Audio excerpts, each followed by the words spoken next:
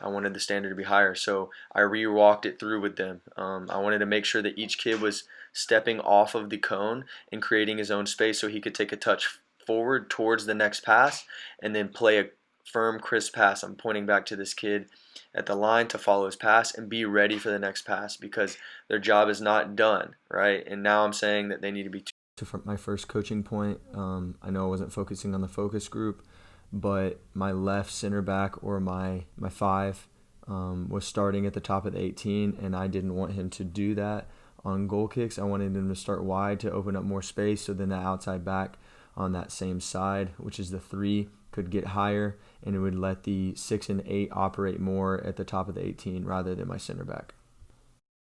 I then am telling the weak side here that he needs to tuck in, and once we get him on one side, that starting with the 9, he needs to cut off that angle, and we need to step and hold them on one side.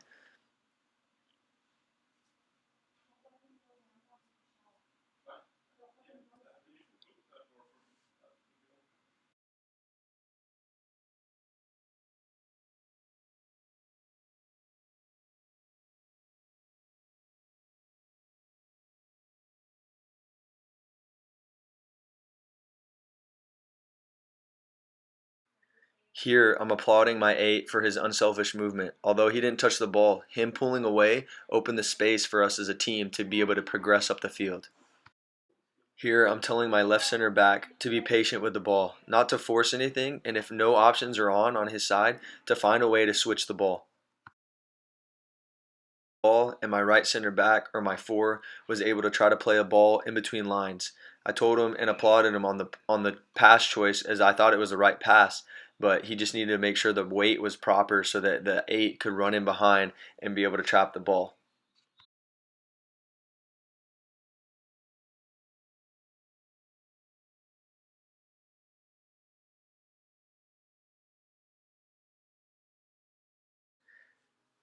Here, I was a bit frustrated with the goalkeeper. I asked him if he was playing the number 10 position. I asked him why we've been working on passing to both the center backs this whole time, why he's trying to be the one to play the money ball. Teams are going to punish us and score on us when you do this.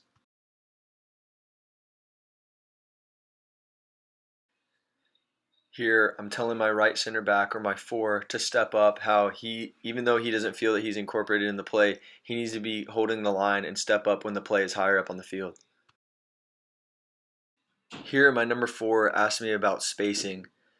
We don't have it on video, but the previous play, we were trying to switch the ball. It didn't work out on the right side, and he was standing on the midfield line. So I'm explaining here how he needs to take steps back so he can have space between him and midfield line to be able to then switch the ball. He would be more free.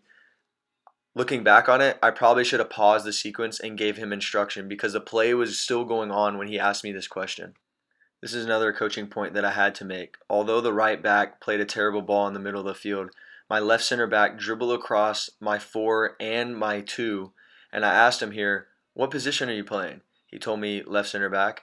I said, "Why are you dribbling all the way over there? If you're dribbling to players that are on your team, couldn't you pass the ball to them instead of running into their space?" He understood it and we moved on.